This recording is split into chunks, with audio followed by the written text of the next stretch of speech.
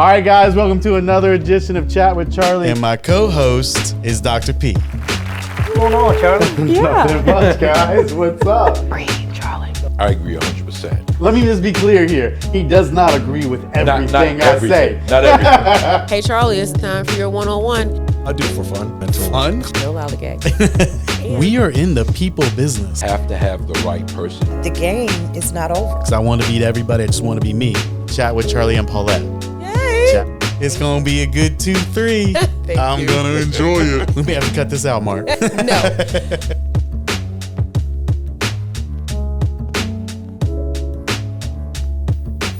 All right, guys. Charlie Parker, Paulette Thomas Collins, Dr. Paulette Thomas Collins, the fabulous co-host. We're here, Chat with Charlie. This is episode 15 with Khai Collins. Khai Collins, Not many. the family couch. Oh, Is that what we got? That's a new name. Family couch. So New name for this couch. I have one question just to start off with. Okay. You get ready for the morning, right? You know, Okay. do whatever you do, get your clothes out, do everything. How many bags do you pick out before you leave the house? Just one. Shut up. Just one. That is not in the Collins DNA. Because I have bags. I'm sure you do. I just don't. I don't really like using. I just use one all the time, and then when I feel like switching, I switch to another one, and then I use that one for a while. Do you color collab with what you're wearing for your bag? Nope. You do realize how many bags your mom carries, Too much. right? Too much. Every time that one comes in the mail, I make sure to call her and tell her how ridiculous she is. Let me give you an example. I'm like in this show already. No, let me give you an example. My mom has this huge Louboutin bag. Yeah. It's like multicolored. Yes. So I asked her, I was like, Mom, will you buy me something? It was like on Amazon. It was like $30. She's like, no, I'm not buying that. I said, okay, fine. 2 days later, that bag came in the mail. And I was so upset because I was like, what is this big bag? I opened all the packages. I believe that. Every package that comes to the house, I open. And I opened this huge bag. And I was so upset. It was just ridiculous. And then I asked her, I said, how much was this bag? Because I know it was more than $30. Oh, she add a refused couple to tell me. zeros to that. Yeah, she refused to tell me. But I yeah, hear she ya. has too many bags. Yeah, this young lady got my wife buying bags now. And I think I was told, no, what did my wife say? Paulette's husband must love her more because of the bags she has. I believe that was the exact Let's word. get back to chat for Charlie. I have some questions. All right. So the reason why Khai is here, real quick for the setup, you've been an intern. Great opening. Thank you. So you've been an intern for a couple of years with us. Yes, I have. Doing a lot of different things. You were with us 1 year on the marketing and advertising side, and I think you did 2 years, and this is your second year doing the Jet Camp and doing things like that. Is that right? It's my third year doing Jet Camp. Third year. Because I was a rising freshman and I'm a rising junior. And you're at Norfolk State? Nice. Loving it? Good. Yes, I am. Good. You have such a cool daughter. I'm serious. It just watching you guys on the couch is cool. So I know she has some questions, but before we get into that, just give us a brief overview of things you've learned here, some takeaways, some things that these guys might not even know, the behind the scenes stuff that you do that actually has long-term residual effects. Some of it's not like we see it right away, right? It's long-term. So talk to us about that a little. So right now I'm a communications intern. I do a bunch of different things, but I'm kind of like a dual intern because they definitely wanted to utilize me for the camps this summer. So right now I'm doing my bulk of the camps because all last week, and then for the next 2 weeks, I've been helping write press releases and make forms. A lot of like behind the scenes stuff. Like last year when I was marketing intern, I helped with around much different things, but also still behind the scenes stuff. I definitely think something that I learned or have learned in general from just working with the company, because I have worked at all of the campuses. Yeah. I really like the atmosphere at all of them regardless. Like campuses are more busy and it's more mellow at the corporate office. It's better than the corporate office, isn't it? I mean, you say honestly, I don't know. I think I like the atmosphere of the corporate office more, but just because really, I don't know. I don't know, I like it more. I don't know. It's Interesting. definitely better for me, but I definitely have learned how important it is to have a positive work atmosphere, because I have worked at places where it wasn't necessarily always positive or as helpful. Yeah. And it really changes like the way you grow with things. And What would you say, and sorry, Paul, I know you You're got good. questions, You're but good. what would you say, like if you could pick one thing that, and it doesn't have to be us related, it's just about being around certain people. Because I've always believed you take good things and keep them, the bad things you discard them, and it makes you into a better person over time, right? What's something that you've learned here that has helped you maybe in your college, years you've been in, or just personal life? Is there anything that stands out to you that you've learned in the internships? it's definitely how big collaboration is. I've learned that especially from working with Ben and Megan, and especially this summer working with Nicole and Carly, because like one day last week, we all just sat in Nicole's office and we accomplished so much. It wasn't on purpose. We weren't planning. There was no meeting. I had stuff to do. I brought my laptop and we all did the same, and we finished so many things. We came up with so many new ideas and ways that things can be accomplished. And even with like camp, me, Megan, and Ben can like bounce ideas off of each other, and they always end up becoming something better than what we thought or originally. So definitely. I love that. collaboration. You know what I see in your future? You communicate really well. Thank you. Got a beautiful smile. You carry yourself well. And I think that's over the years, right? Working in different kind of public settings, so to speak, different personalities, characteristics. It probably has molded you who you are. You got the Collins DNA going in you too, of course. You should maybe look at admissions next year as an internship or something on the admissions side, that kind of forward facing and working with the public, especially with your knowledge of some of the behind the scenes stuff that keeps it going. So I'll throw that little nugget out there just to consider. see. Your mom is tremendous at admissions. She's like She's an Hall expert. of Fame. No, she really is. She's an expert. She's an expert. I mean, I will safely say she's an expert on that. So that's got a good role model there too. Definitely. What questions do you have? First, communication wise, how long have you been communicating? Too long. I haven't. Life. I didn't talk to her like a baby. I was a single mom, Yeah. so she had to learn very quickly. When she was crying, what's wrong with you? I need you to use your words. What is wrong with you? Talk to me.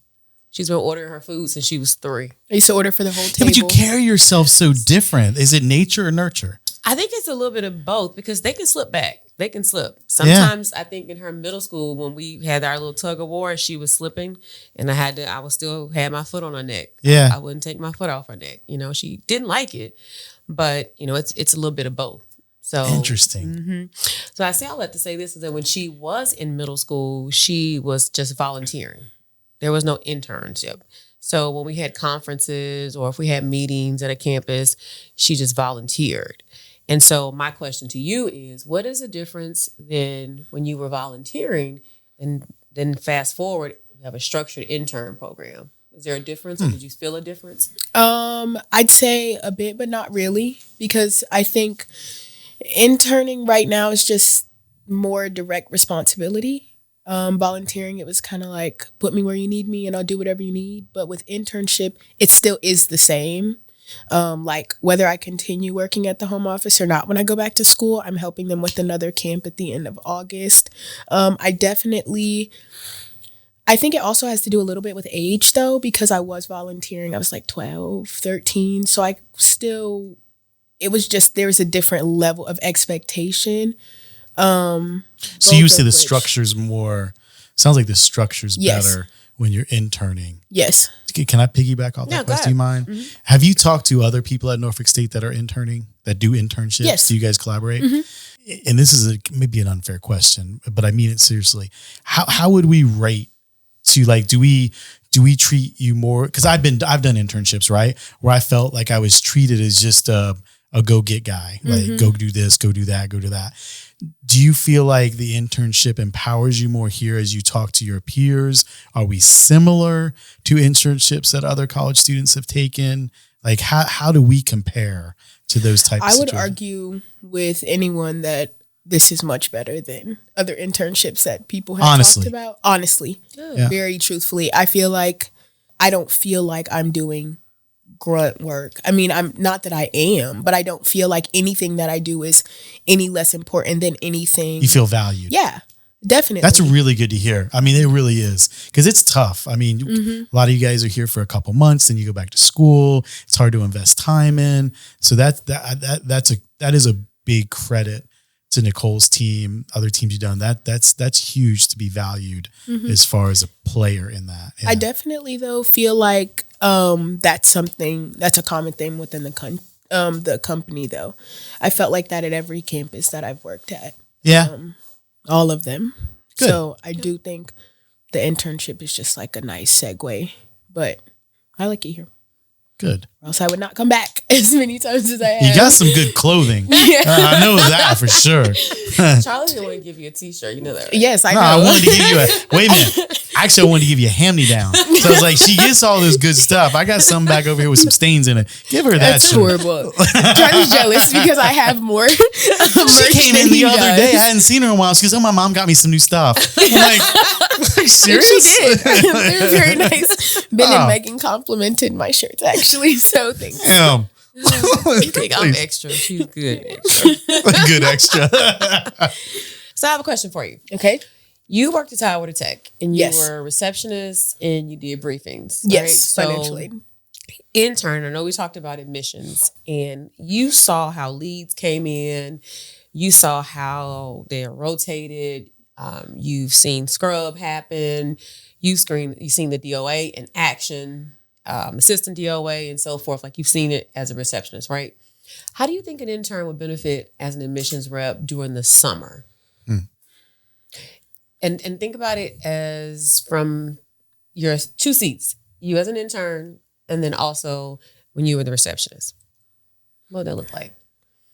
I think one, it would depend on the person. But I feel like if I were an intern in an admissions role, it would definitely depend on how much responsibility they gave me. I feel like that could go one or two ways. It could either go feeling like because the people are too nervous to give you that much responsibility because you are an intern, and feeling like I'm not really doing much. I just come here and just maybe they let me make a call or two, or maybe they let me transfer someone, or something like, not a lot of things, but admissions comes with so much. I feel like you could either feel useless or very useful, and you could really learn a lot. I did gain a lot of people skills, especially when I moved on to financial aid. It can be very frustrating at times working with people, especially from a campus perspective. Like there's all different kinds of people, different backgrounds, different ages, like 16 to 60s. So you really have to learn how to work with people, but it probably would really, I think it would be a great benefit. I think that'd be something that I wouldn't mind doing. So that's a really good question, by the way. Not by the way, but that was a good question. I don't know why I said by the way. Well, restrict yourself when I'm here, and she's saying so I'm thinking structure and the right person. Hire the right person, because we have the fall lifts. We ramp up to August, September. Those lifts. But what if we did an internship where, say, Khai's the lead? So one thing when you go to like Norfolk State or traditional school setting, there's a tour, right? They get usually a senior or a junior, takes the kids away. Sometimes the parents do financial aid workshops or something like that, or whatever, they do a tour. And I was just thinking when you were asking that and thinking about how hard it is or how far you can go with it. But I've always felt one of the Achilles heel we have is we don't let the peers talk to the peers, meaning I will trust someone my age to give me advice on something because I know they have more historical relevance. I value that opinion. I'm not going to listen to my son Cameron on that, right? I'm gonna like, whatever, dude, you don't know. And hopefully this is making sense. So to some extent I was like, would it be cool in the summer to have an internship where, like, say Kai's the lead, then we get maybe some graduates who we can work something out with them, and they're part of some sort of summer journey to build for the fall start. So they're in the admissions process, but they're almost like kind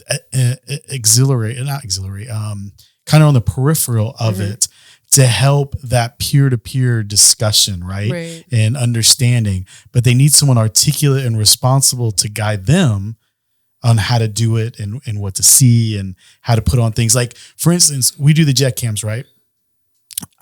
No matter if you're for or against them, it's a long-term play, right? These individuals, very young, who knows what they're going to do and what they're encountering in the next several years before they even think about a career or think about doing something.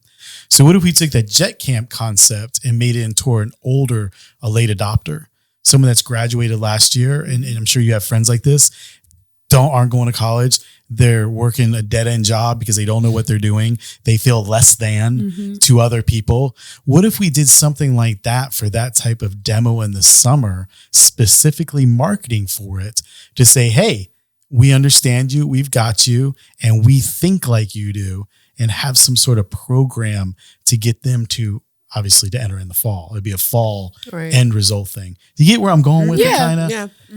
But that made me think of it when you were talking about that, especially with her experience and the way she's seen a lot of different things. So she is a resource, so to speak, from someone your same age, right? Or a little bit older, but maturity-wise, they're not your same age, right? Because I'd argue that a lot of the dudes, my sons included, are a lot older than you. Not a lot, but several years older than you. They are not even close to the maturity that you have. And that can resonate to them during the summer. I don't know, just something to think about. That's a good idea. I like it. That's a very good idea. Structure is key to that. Yeah. The structure of it would be the best part of it, because then they would know, the campuses would know, and then not only would we know where to plug them, they would know where they fit so that they can be more useful than just feel like, to her point, useless and doing kind of front work, or you go do this, or you go do that, or you sitting at the desk. There's a lot of purpose in that. I mean, remember the old school days where we did every Thursdays an open house, not open house. We did, I don't know if you guys ever did other school groups you work at, where you bring them into a room and you do a presentation on why you should go to school here, right? You did them like every week, and they just brought people. It's that, but in a very, now more complimentary way to what people are looking for. And it can appeal to campuses in other places too that have colleges neighboring them, because the job market is so tough right now. Yeah. And hiring the right people, it's almost as if we would be potentially we'd be grooming individuals to come and work for us. Absolutely. You know, Target has a management trainee program. Enterprise Rent-A-Car has a management trainee program. You know, you groom them and give them that focus and that passion. Worst case scenario, during the summer, someone 5 out of 10 say, hey, I'm not coming back. The other 5 do. Where do you place them? You have employees, and we could grow that, you know, and nurture that, and really, I shouldn't say this, but get back to old school admission. No, they are, because culturally they're there, right? Yeah. They get it from more of a ground level. It's just, I don't know, it just makes me think about that. I don't want to be a boring conversation, but it is kind of, you may be onto something there. That'd be a good idea. You could start at neighboring schools like clearly NSU, ODU, TCC. You could look at undergrad, almost done. Even because even an intern that interned summer before their senior year, summer after their senior year, I don't know, that'd be a good segue, I think. Can you do that? I mean, can you intern as a student? Like, not a student, can you intern as a possible career? Does that make sense what I'm saying? Yeah. I mean, I don't know anybody even doing that. Yeah. I do. I have friends whose children have, most programs have been like engineering programs. Yeah. I've had some friends whose children are engineers now, and they did that progression every summer. Xavier is prime for their pharmacy program. Really? John Hopkins.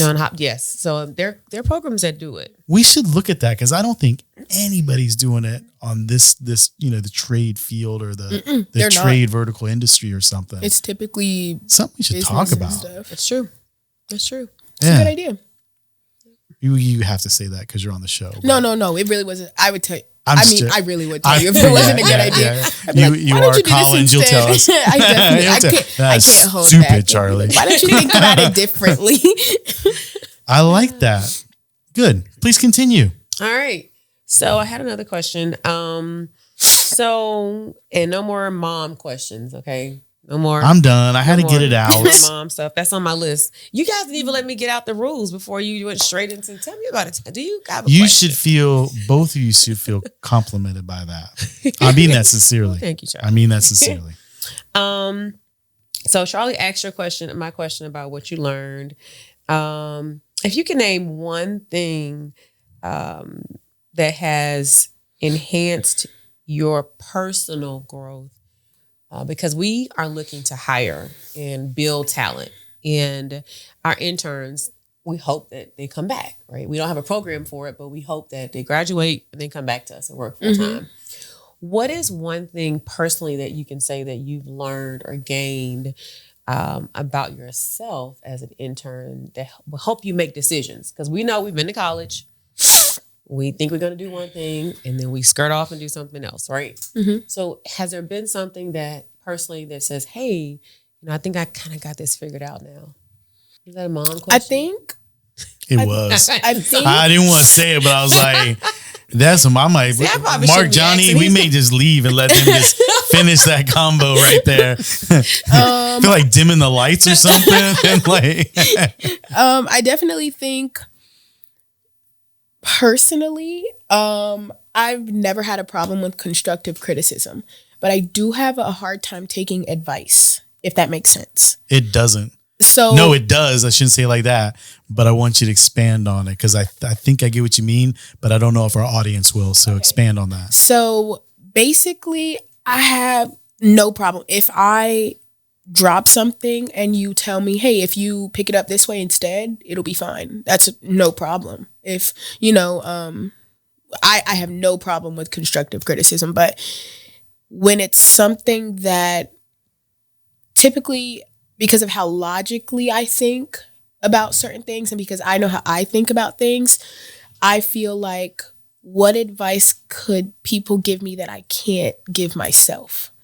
And Are you hard on yourself? That's why. I definitely am. Yeah. She's really hard. Yeah. So. And so I have really gotten better with that because I've been learning. I don't necessarily have to take it, but I was watching this random TV show one time and they were talking about how if you say no to something, you automatically limit yourself or something. Sure. And I was thinking about it and I was like, no, I don't necessarily think about it in the same aspect of if you say no, but by denying myself the ability to learn something new from someone, that's something that someone could give me with advice. I might not use it or apply it in that situation, but I could really think about it in something else. And like, I remember when they told me that, and that was actually something that I could really use now. Does it matter who it's coming from, or it doesn't matter who it's coming from? I've been trying to work on it not mattering who it comes from, because I don't know what knowledge everyone has. And I don't know what you could know and how that could be different from what I know. And so, sometimes people give you advice and you're like, okay, now that wasn't necessarily something great. But even everyone's advice comes from their own personal experience. Correct. And I try to learn from other people's mistakes and not try to make them all my own. Yeah. So I definitely have become better with that. You just said, I hope these guys listen to this. That's a mission's Achilles heel, what you just said. I'm not saying you have this at all, but there's proudness, there's confidence, there's so many layers to that different people have.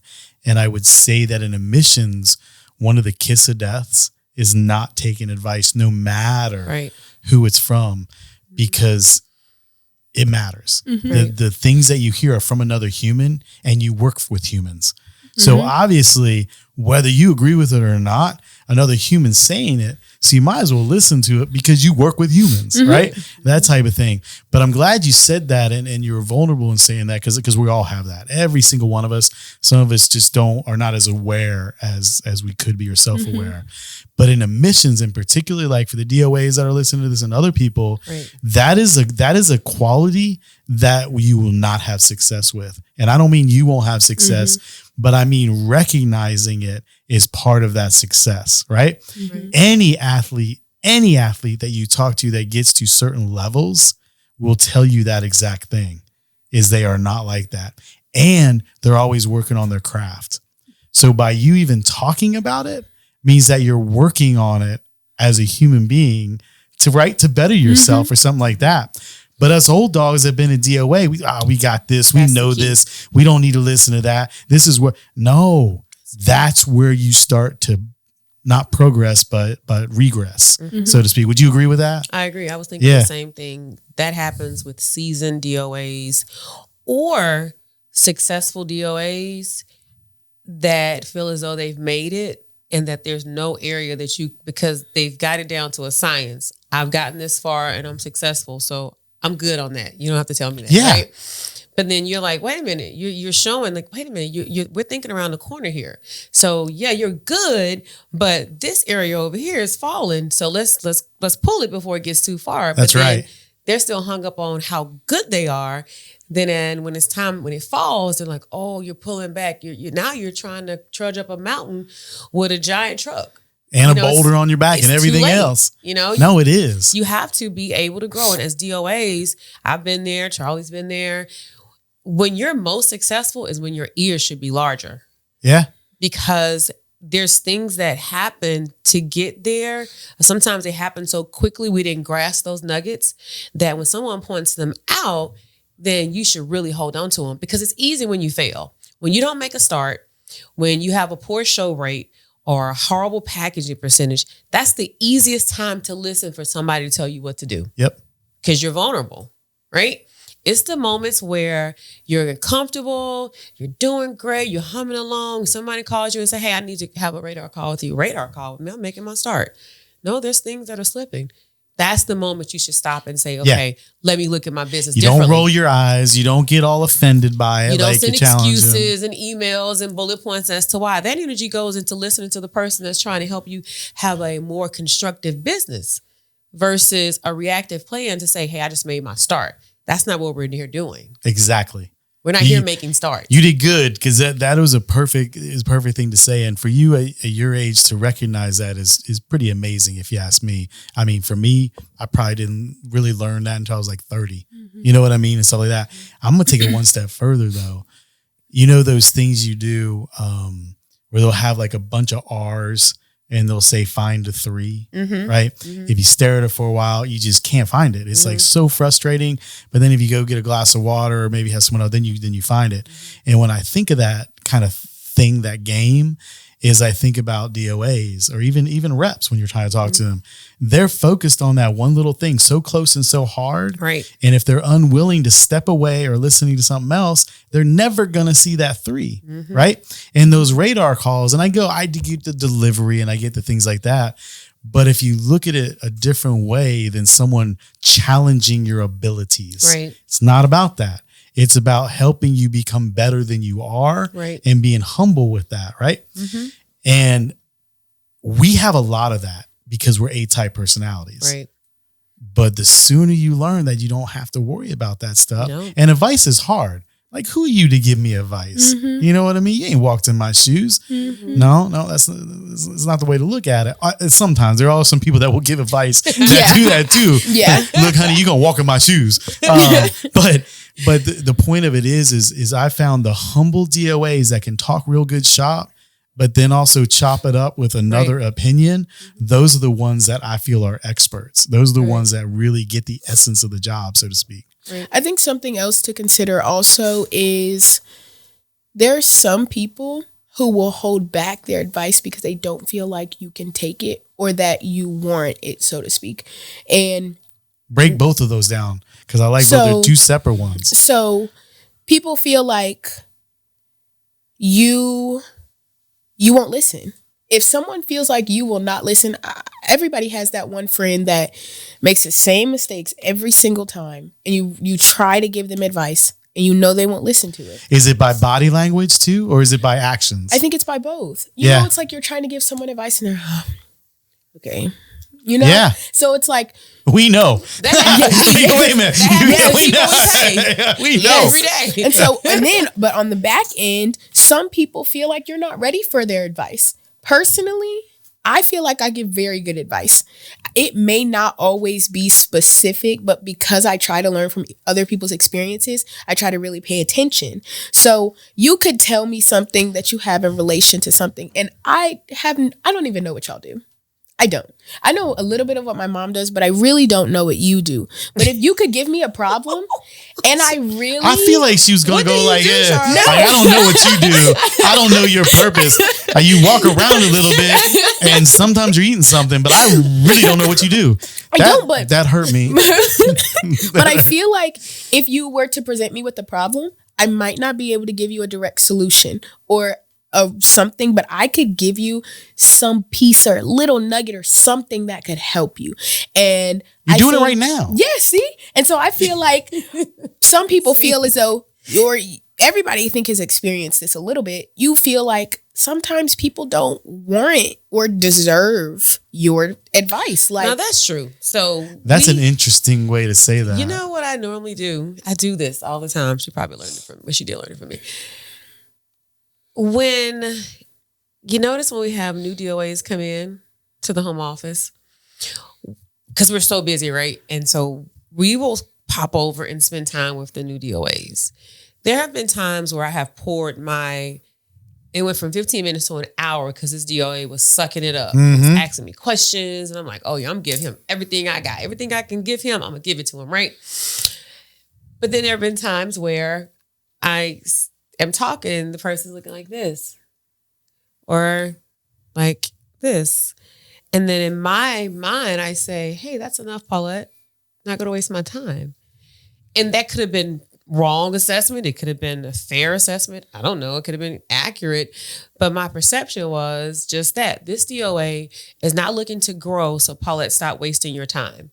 And I believe DOAs do that on their teams. You have reps that you clearly need to have a conversation with, but because of maybe your perception of them being receptive or not to your feedback or your one-on-ones, you spend less time with them. And those are the ones that you just spend more time with them and decide, are they going to remain on my team? How am I going to performance manage them? Or how am I going to coach them up? I'm sorry. This is so interesting. Yep. So it's not only the giver, but it is the receiver too. Because I do body language. That's why I asked you body language is everything for me. Right. And I have to watch mine because, in admissions, you usually have a little bit of emotional side too, which is good to some extent if it's channeled and done right. But if you're a receiver and you have that type of body language, DOA, VP, no matter what, then you're standoffish. You're perceived that way. That guy's not going to listen to me anyways. Right. So why am I going to waste my time? So it's definitely a two-way street.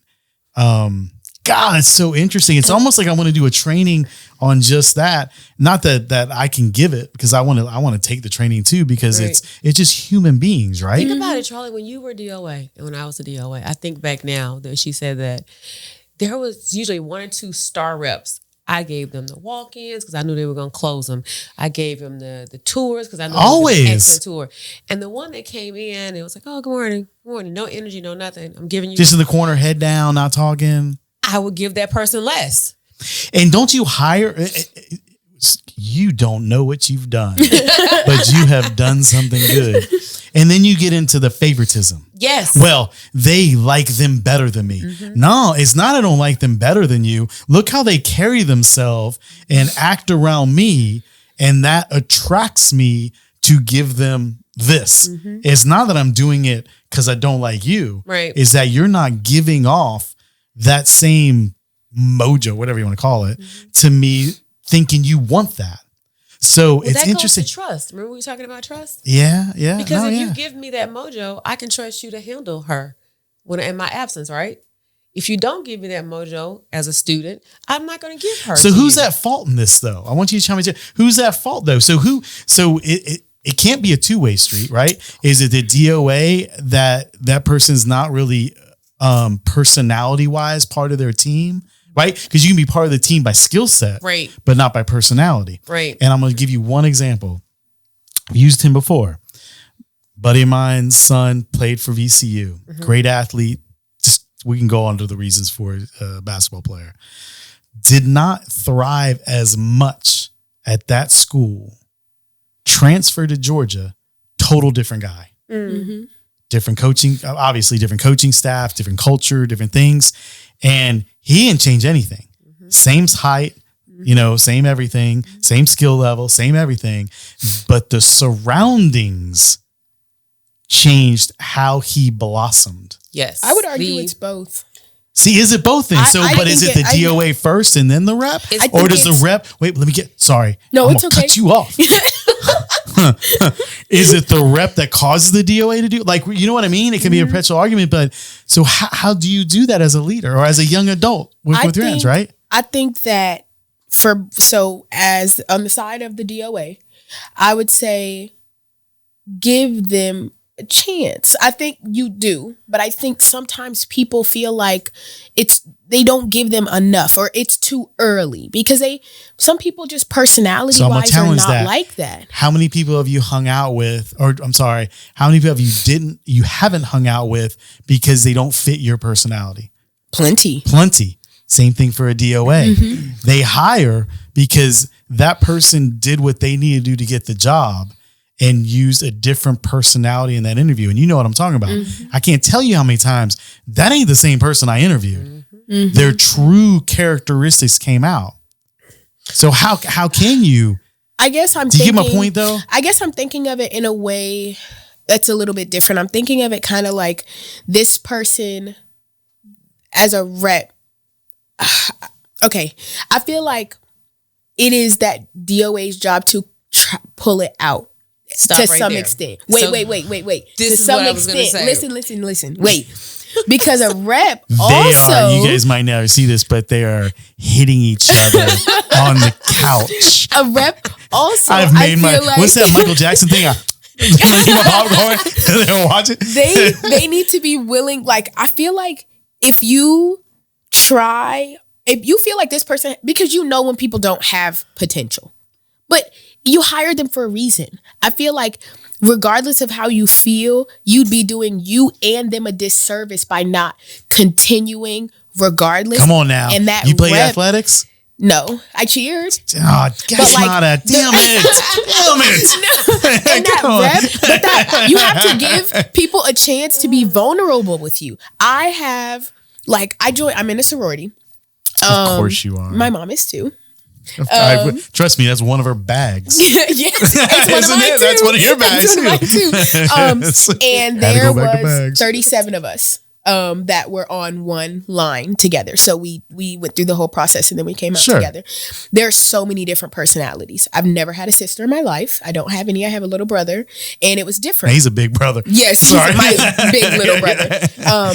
But like, there's so many different personalities, and I had to stop myself from pulling away from sisters that I have that aren't as outgoing or aren't as talkative. That's our point. Yeah, so you have to continue. When I kept trying, I gave my sisters a chance to be vulnerable with me and express like they have the capabilities because we're all in the same place for a reason. But if I noticed that they just might not be at that place, I had to continue to give them a chance to express their vulnerabilities, because when you give people that chance, Which is a trust. you I can get understand. it. They open themselves up to you, and you Yep. can make the ordinary extraordinary. Yep. You're going to say something Can though a I little talk bit now? ago. Yes, go ahead. Is the Sorry. mic on? I don't know. This chat with I have Charlie and never. Kai. Wait a minute. I I have don't never. know. Heard, I'm gonna hold my mic. I have Add my never name. heard Paulette say, "Can I say something?" I'm just trying to figure it out. Yes. Can I please say this? Is mic on? To answer that question, my opinion, it is the DOA's responsibility. Everything we talked about is so accurate, from the perceptions to the vulnerabilities to pulling it out. You placing the DOA is the leader. just to your The point. emotional leader. Yeah. To your point, your godson was in a same capability, same stature, same talent, same will, same drive on a different team. He had a different coach. Yep. He had a different leader. Coaches, Exactly right. Leaders determine the atmosphere or the environment. When you walk into my home, I have a 120-some pound dog. You will not smell an ounce of dog in my house. You know why? In my environment, I've set the expectation. DOAs are leaders. They set That the dog's expectation. probably scared to death Yes. to do anything. No in that one house. loves it there. No one loves where she lives. She's a warm bed. She sleeps in front of the fireplace All right, every all night. right. So DOAs, they're the leaders. You control your environment. If you determine to, I ask my top of the year, mid-year, and by the end of third quarter, I ask my DOAs, if you look at your team, is that your team? If it's not, you need to make plans for another team because you decided. I agree with that. You decided to put them on your team, which means you have to decide to play with them, to work with them, to teach them. You hired them for a reason. They're there for a reason. And I don't believe in people just sitting stagnant. And if the DOA is that person, then you create that environment. That's your environment. That's your hub. When I was a DOA, I always had this saying. I think I told when Charlie first started. Dan, come on. It's like, Charlie, I don't like people to tell me what to do. Don't tell me what to do. Like, but that was my DOA thing, right? This is my spot. You I were get like it. that as a DOA too. Good DOAs Yes, are like that. yes. Would you agree with then a weak DOA is the one that blames the personality trait or the accountable characteristic that they're not responding to I agree. on that person? Because how many DOAs have you talked to that like they just won't do what I'm asking them to do, Yeah. or they won't do this, And I don't understand that. and I can't relate to it either. I don't understand that. I get it. So we're all on the same page Yeah. then. And it's We're all on the weak, same- not in the sense of that the person's weak or that their leadership is weak. It's that, again, that successful DOA who's been successful so long and can't learn or won't or chooses not to learn Yep. or to adapt a different type of style of leadership. Think about it. Things change. The reps we had back in the day are not the reps we have now. Not even close. Nowhere near it. So if you're that weakness shows when you want to stop learning, because then you can't teach anybody, and who's going to follow you? You should be DOA should be the Pied Piper of leadership. Especially And that's in how the you get your campus. followers. Yes. Right? Because you can have Phil Collins, good grief. Phil Jackson is the best maestro of that. All He them is. personalities and attitudes on the bench, and all he had to do was just manage those personalities. That was it. Interesting. We are running out of time here. Okay. Do you have more questions? I got 2 more questions. No, I'm good. All right. This is for you. All right, I'm ready. Driving to work, what do you listen to get the momentum and the blood flowing? It really depends on the day. What am I listening to right now? Oh, I like this. I like this. I know what your mom listens to. Beep, beep. Oh gosh. I've been really into old school music. All right. recently, like R&B. Okay. Old school music There's in a the 90s. song. Like, It's good. Okay, It's yeah, like, that's well, that's old what school, I meant. I like the early Sorry, 2000s. Not that old. not that old.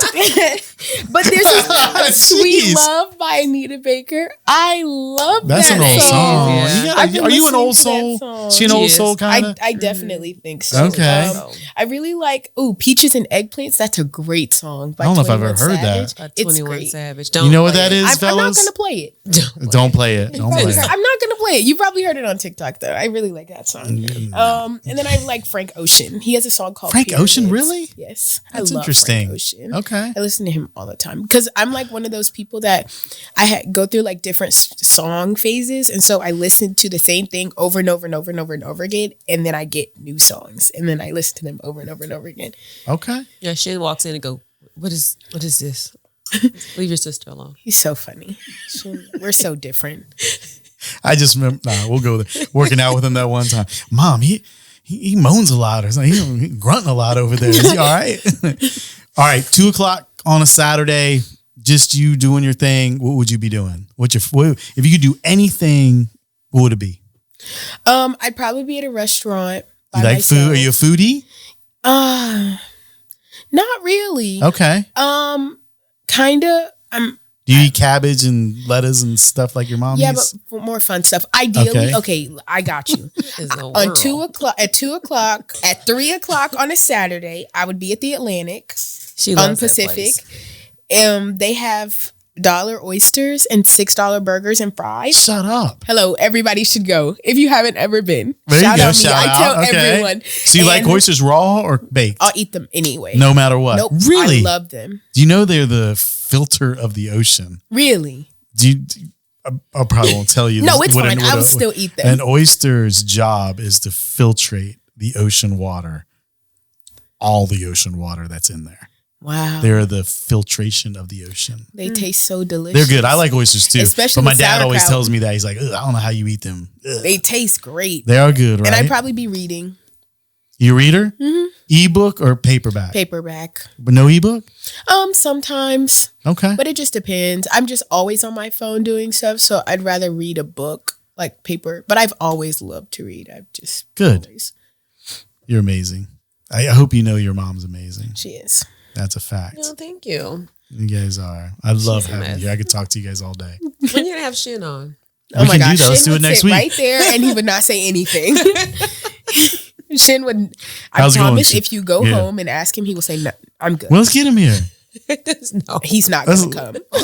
Let's get the he whole will not- Collins, everybody here. He will Let's not get 'em all- come. Only if Adrian comes. Our worlds are separate. We keep them worlds separate. You remember how we ran? Didn't we run? You were there for that race. Yes. We ran the bubble race. Yes. That was so And stupid. my mom and her were up there in front of us. They finished like so long before we did. Made me so I mad. know. I wasn't mad. Oh boy. I'm used to Whatever. it. That's why I don't work out with my mom. Well, I'm glad you're here. Really am. I hope you're here next year with Thank us. You're you. junior this year, right? So you'll be a senior next year. What's your major? Biology, but Really? I am about to change it. Are to you? Healthcare management. Healthcare Yes, management. I decided. Okay. You want to work in the medical field in some sort of. Yes, and then, but that's something I realized here. I really like the administrative aspect of things. Good. So I think I like it more.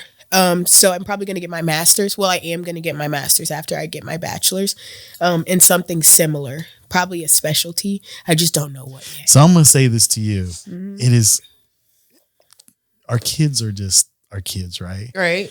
But I'm talking to her. No offense, Ashton and Cameron. But I'm thinking about my boys who are like, they're just trying to find beer money.